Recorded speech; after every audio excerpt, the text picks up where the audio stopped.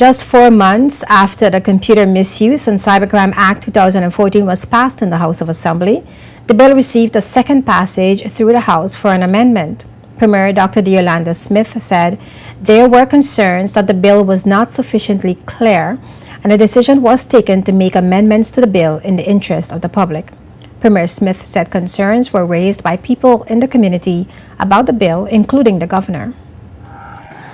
Madam Speaker, it is important that if we are to maintain the industry that we're in, that the people who invest in the BVI have confidence that their data is confidential and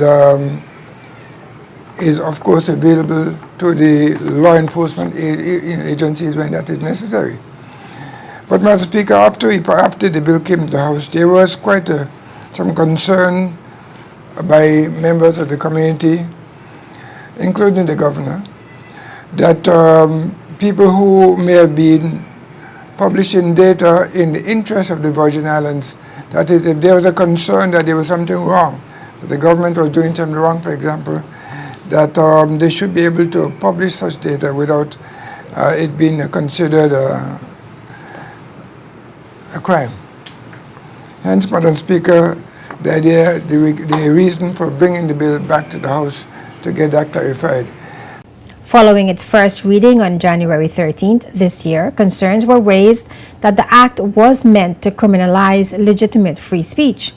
Before the act was passed in March this year, several changes were made to the bill titled Computer Misuse and Cybercrime Offenses, which came in response to the misappropriation of private and confidential information from the BVI by international journalists. The fines and prison sentences were significantly reduced, and another section was added to appease concerns about the legitimate investigations. The revised act passed on July 29th now includes a fourth clause in subsection 13 that would protect persons who publish information in the public's interest. We basically did not put in a clause in there, clause 13, subsection 4, that will allow people to do things, basically persons to publish things and give out information that are in the interest of the Virgin Islands. So we want this provision is making it abundantly clear that whatever you do, if you do it in the interest of the Virgin Islands, if it's proven that it was in the interest, there's not a crime committed. So, Madam Speaker, as the leader of the opposition just said, we're a small country, but we're on the world stage.